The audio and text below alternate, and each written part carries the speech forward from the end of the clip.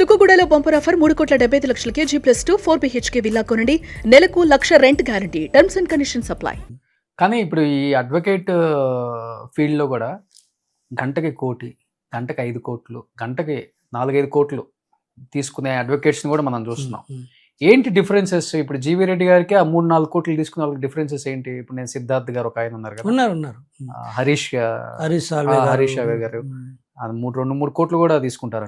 Subject మంచి subject, 2 face value major face value. Okay, face value అంటే ఇక్కడ judge గారికి ఏంటంటే వీళ్ళు వచ్చారంటే సబ్జెక్ట్ను బాగా స్టడీ చేసి ఉంటారు, అవగాహన బాగుంటుంది, కోర్టు టైం వేస్ట్ చేయరు, చాలా కన్సిడరేషన్స్ ఉంటాయి ఇవన్నీ కూడా. ఓకే, బట్ అన్ఫార్చునేట్లీ అంత ఫీజులు కూడా కరెక్ట్ కాదనేది నా ఉద్దేశం. కానీ అంతంత ఫీజులు ఉన్నాయి. ఇప్పుడు హైయెస్ట్ పెయిడ్ అంటే ఎవరు? అట్లనేం లేదు, ఇప్పుడు కేసు టు కేసు ఉంటుంది. హరీష్ సాల్వే గారు 2 కోట్లు 3 కోట్లు కూడా తీసుకుంటారు హీరింగ్కి అర్ధ గంట కావచ్చు, గంట కావచ్చు, 5 నిమిషాలు కూడా కావచ్చు, 5 నిమిషాలు కావచ్చు. సబ్జెక్ట్ని బట్టి కొన్ని ఇంకా ఎక్కువ ఉంటాయి, ఆర్బిట్రేషన్ కేసులు అయితే ఇంకా ఎక్కువ ఉంటాయి. ఓకే, అట్లా సబ్జెక్ట్ని బట్టి కూడా మారుతుంది అనమాట. ఇంతకుముందు రామ్ జెఠ్మలాని గారు ఉన్నారు. సబ్జెక్ట్ని బట్టి, అడ్వకేట్ని బట్టి, కోర్టుని బట్టి. హైకోర్టులో ఒక రకంగా ఉంటుంది, సుప్రీంకోర్టు బయటకి సేమ్ సబ్జెక్టు సేమ్ అడ్వకేట్ కానీ మళ్ళీ ఫీజు మారుతుంది. కానీ వాళ్ళు కూడా తప్పని తెలిసినా కానీ కేసుని వాదించే ప్రయత్నాలు కొంతమంది చేస్తుంటారు కదా. నేను దీంట్లో ఇందాక చెప్పాను, తప్పు అనేది అనుకుంటే నువ్వు ఒక్కరోజు కూడా ప్రాక్టీస్ చేయలేవు. ఓకే, ఒక్కరోజు కూడా ఇండియాలో ఏ ప్రొఫెషన్లో కూడా, ఎస్పెషల్లీ సరే మనం దీని గురించి మాట్లాడుతున్నాం కాబట్టి చెబుతున్నాను, తప్పు అనుకుంటే ఒక్కరోజు కూడా ప్రాక్టీస్ చేయలేము. ఓకే, నీకు వచ్చిన పని నువ్వు చేయి, నీకు అప్పచెప్పిన పని నువ్వు తీసుకో, బ్రీఫ్ తీసుకో. నీకు వాళ్ళు క్లయింట్ నీకు చెప్పిన బ్రీఫ్ తీసుకుపోయి కోర్టులో ప్రొడ్యూస్ చేయి. జడ్జి గారు will decide whether it correct or not అన్నది. అక్రాస్ ద టేబుల్ మేము డిసైడ్ చేయకూడదు. ఓకే, అది కొన్ని తప్పు అని తెలిసినా, కొన్ని కరెక్ట్ అని తెలిసిన. సరే, మాకు కరెక్ట్ అని తెలిసిన కోర్టుకు పోయి ఓడిపోయిన కేసులు ఎన్ని ఉంటాయి, శిక్ష పడట్లేదా? వాడు తప్పు చేయలేదు జెన్యున్గా, అది మేము నమ్ముతాం, ఫ్యాక్ట్. బట్ కోర్టుకు పోయి కొన్నిసార్లు కుదరక వేరు సర్కమ్స్టెన్సెస్లో ఎవిడెన్స్లతోటి ఇది శిక్ష పడిన వాళ్ళు ఎంతమంది ఉన్నారు? మరి ఒకటి చిన్నది జీవీ రెడ్డి గారు, చాలా పెద్ద తప్పు, సొసైటీలో అందరూ కూడా చీకొట్టే అంత పెద్ద తప్పు. దాన్ని చూస్తేనేమో 15-20 సంవత్సరాలకు కూడా పడుతుంది జడ్జిమెంట్ రావడానికి. అసలు ఏంది దానికి ఆ రోజు కూడా జడ్జిమెంట్ వచ్చిన కేసులు బొచ్చుడు చూసాం మనం, కళ్ళతో కూడా చాలా చూసుకున్నాం.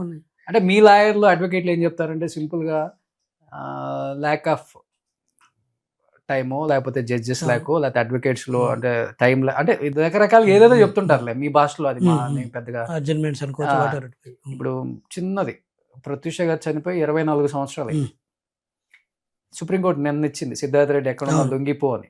ఇది తప్పని యావత్ ప్రపంచానికి మొత్తానికి తెలుసు. ఆ అమ్మాయిని దారుణంగా చంపేశారు. కానీ 24 సంవత్సరాల తర్వాత సుప్రీంకోర్టు ఇప్పుడు తీర్పిచ్చింది. అసలు ఏం లేని దానికి రేపొద్దున తీర్పిచ్చినవి కూడా చాలా చూసాం కదా మనం. ఎలా చూడొచ్చు అసలు వీటిని? అంటే అదే గ్యాప్ చాలా ఉందంటున్నాను. బాధ ఏంటంటే ఏం చేయలేని పరిస్థితి, ఇట్లా మాట్లాడుకోవడం తప్పితే ఒక వ్యక్తిగా ఒకళ్ళు ఇద్దరు ఏం చేయలేని పరిస్థితి. బట్ ఇదైతే చిన్న ఎగ్జాంపుల్, ఎందుకు అది కూడా చెప్తున్నా. స్కిల్ డెవలప్మెంట్ దాని మీద ఎక్కడో ఉన్న నంద్యాలలో ఉన్న చంద్రబాబు నాయుడు గారిని అరెస్ట్ చేసుకుని వచ్చి రాజమండ్రి సెంట్రల్ జైల్లో వేశారు. చిన్న ఎగ్జాంపుల్, అదే చెప్తున్నాను మీకు. అంతేకాదు, ఒక మాజీ ముఖ్యమంత్రిని ఆడ కరెక్ట్గా ఎవిడెన్స్లు కూడా ఉన్నాయో లేదో కూడా వెరిఫై చేయకుండా తీసుకొచ్చి 50 రోజులు పైన జైల్లో పెట్టడం జరిగింది. అంతకంటే స్ట్రాంగ్ ఎవిడెన్స్లు ఉన్న కాడ కూడా వదిలేస్తున్నారు. ఇప్పుడు మీరు చెప్పిన ప్రత్యూష కేసు కావచ్చు, లేకపోతే ఇమ్మీడియట్గా పనిష్మెంట్లు వస్తున్నాయి కాబట్టి అదే ఆ గ్యాప్ ఉందంట. నా యూనిఫామిటీ లేదు. వస్తేనేమో త్వరగా వస్తుంది, ఈ త్వరగా వచ్చే ప్రాసెస్లో పాపం నిర్దోషులు కూడా బలి అవుతున్నారు. డిలే అవ్వటం వల్ల కూడా ఎవరైతే విక్టిమ్స్ ఉన్నారో వాళ్ళకి న్యాయం జరగట్లేదు. దీన్ని కొంచెం స్ట్రీమ్ లైన్ చేసుకోవాలంట. ఈ ఉరుకులు పరుగులు ఏమైందంటే ఎవరు ఆ రూట్స్లోకి వెళ్ళి ఫోకస్ చేయట్లేదు అంటాను. చెప్తాను కదా, ఇందాక నేనే చెప్పే కదా, నాకేంటి నా కడుపు, మీరు అడిగారు కదా మీరు చేయొచ్చు కదా అంటే ముందు నా కడుపు ఉండాలి కదా అంటున్నాను. ఎవరికి వాళ్ళు అట్లా ఆలోచిస్తున్నారు. నేనేమంటే అందుకని అధికారంలో ఉన్నప్పుడు, ప్రభుత్వంలో ఉన్నప్పుడు కొంత సమయం తోటి వాళ్ళు కూర్చొని కొంత ఓపిక తగిన చేయగలిగితే డెఫినెట్గా కొన్ని రిఫార్మ్ చేయొచ్చు అనేది నా ఉద్దేశం. అక్కడ రావాలంటాను నేను. వ్యక్తులుగా ఇప్పుడున్న సొసైటీలో మనం చేయడం కష్టము. ఒక వ్యవస్థలో నువ్వు అనొచ్చు, మరి నువ్వు వ్యవస్థలో ఉండి నువ్వు చేయొచ్చు కదా అని. అంటే నా వ్యవస్థ మళ్ళీ అది చాలా మంది అడుగుతుండ్రు, బయటకు వచ్చినావు కదా నువ్వు అడుండి పోరాడవచ్చు కదా అంటారు. ఇక్కడ ఇష్యూ అక్కడ కూడా మళ్ళీ వ్యవస్థ అంటే వ్యక్తి అవుతున్నాం. అక్కడ బ్రాడర్గా ఒక పాలసీ తీసుకోవాలి ప్రభుత్వం. ఎస్, ప్రభుత్వం ఒక పాలసీ తీసుకొని వచ్చి కూర్చుంటే కొన్ని పనులు అవుతాయి తప్పితే చాలామంది అంటారు నువ్వు ఆడ 5 మినిట్ చైర్మన్గా నువ్వు రిజైన్ చేసి వచ్చి ఉండి పోరాడవచ్చు కదా అంటారు. వాళ్ళకి అర్థం కాదు అంత ఈజీగా సర్టన్ థింగ్స్ బయట ఉండి చెప్పడం ఈజీ. అవును. లోపలికి వెళ్తే డిఫరెంట్గా ఉంటుంది. అందుకని వ్యక్తులకు ఏం చేయలేము. ఓవరాల్గా పాలసీ మాదిరి రావాలంటాను అసలు. కానీ ఇప్పుడు అవునవును ఇప్పుడు మీలాంటి నిజాయితీగా రాజకీయాల్లో ఉండి పోరాడాలి అని డెఫినెట్గా లాస్ట్ 1 year నుంచి మీ స్టేట్మెంట్స్ కానీ మిమ్మల్ని కానీ చూశారు కాబట్టి కొంత యువత ఇప్పుడు రాజకీయాల్లోకి వస్తుంది. అది రాజకీయ నాయకుడు వాళ్ళ వారసత్వం కొడుకులు కావచ్చు, లేకపోతే కొత్తగా వచ్చే వాళ్ళు కావచ్చు. ఏం నేర్చుకోవాలి, ఏం నేర్చుకుంటే మంచిది అనే దానికి కూడా పాపం క్వశ్చన్ మార్క్. ఇప్పుడు ఎలా చూడవచ్చు అసలు దాన్ని మనం? వాక్యూమ్ అయితే ఉంది. ప్రాబ్లం ఏంటంటే చెప్పే కదా మీరు, పని చేయాలనుకుంటే ఇదిగో ఇది ప్రాబ్లమ్. నువ్వు ఎంజాయ్ చేయాలి, ప్రోటోకాల్ ఎంజాయ్ చేయాలి, లేకపోతే పవర్ని ఎంజాయ్ చేయాలనుకుంటే ఒక రకం ఉంది. చేంజ్ చేయాలంటే మాత్రం అందరు కలెక్టివ్గా డెసిషన్ తీసుకుంటేనే చేంజ్ అవుతుంది. ఓకే, నేను ఆ స్కోప్ ఉంది, చేంజ్ వస్తుందా? వస్తుంది అంటే స్కోప్ ఉంది అంటాను. బట్ ఆ కూర్చొని స్థిమితంగా థింక్ చేయాలంటాను. ఇప్పుడు ఏమవుతుంది, వచ్చిన ప్రభుత్వాలు ఉదాహరణకి ఈరోజు అధికారంలోకి వస్తే వచ్చిన నెక్స్ట్ డే నుంచి మళ్ళీ నెక్స్ట్ అధికారంలోకి ఎలా రావాలని థింకింగ్ చేస్తారు. అది ఏ పార్టీ అన్నా కానీ. 19లో జగన్మోహన్ రెడ్డి గారు గెలిస్తే ఏం చేశాడు ఆయన, 24లో నేను ఎలా అధికారంలోకి రావాలని ఆ రోజు నుంచే మొదలుపెట్టాడు. 175కి 175 అని. దాన్ని అందులో భాగంగా టీడీపీని తీసేయాలి, అందులో భాగంగా ప్రతిపక్ష లీడర్స్ని జైల్లో పెట్టాలని ప్లాన్ చేశాడు. ఇప్పుడు టీడీపీ అధికారంలోకి వచ్చిన తర్వాత 24లో మళ్ళీ ఏం చేస్తున్నారు, 29లోకి అధికారంలోకి ఎలా రావాలి అనే ప్లాన్ చేస్తున్నారు. జగన్మోహన్ రెడ్డి అసలుకి రాజకీయాల్లో లేకుండా ఎలా చేయాలి, సరే అది ఇంటర్నల్ గేమ్ నడుతూ నా ప్రస్తుతానికి తెలియదు చెప్తున్నాను.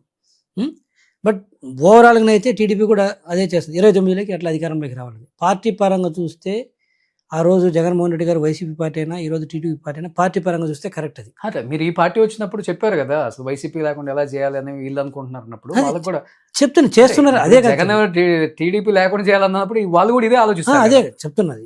నేనేమంటే వీళ్ళైనా వాళ్ళైనా అదే ఆలోచిస్తున్నారు. 19లో వచ్చే వారు అలానే థింక్ చేశారు, 24 నేను ఎలా రావాలి. ఇప్పుడు ఇది వచ్చి కూడా టీడీపీ వచ్చి కూడా 29లో మేము ఎలా గెలవాలన్నా దాని మీదనే రోజు వర్క్ నడుస్తుంది. Okay okay. సో ఒకసారి అవుతుందా కాదా మనం అనేది పక్కన పెట్టి ఆ సెకండ్ థింక్ చేస్తే చాలా వరకు చేంజెస్ వస్తాయని నా ఉద్దేశం. కానీ మీరు అనుకున్నారా, అంటే ఉన్నారు కాబట్టి ఆ పార్టీలో కూటమిగా ఉన్నప్పుడు కూడా అది పెద్ద కాకపోయినా కానీ తర్వాత లార్జెస్ట్ ప్రాంతీయ పార్టీగా జనసేన కూడా ఉండగలదు, డిసిషన్ మేకర్గా ఉండగలరు పవన్ కళ్యాణ్ గారు కూడా.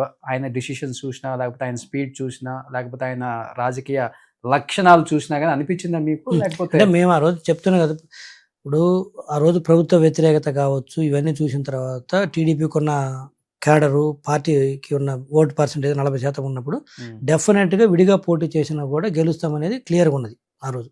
రెండోది ఏంటంటే అట్ ద సేమ్ టైం మీరు అన్నట్టు పవన్ కళ్యాణ్ గారు కూడా చాలా బలంగా 19 to 24 మధ్యలో చాలా బలంగా ఎదిగారు. అన్డౌటెడ్లీ ఓట్ బ్యాంక్ పరంగా కావచ్చు, లీడర్షిప్ విషయంలో కావచ్చు, క్యాడర్ విషయంలో కావచ్చు.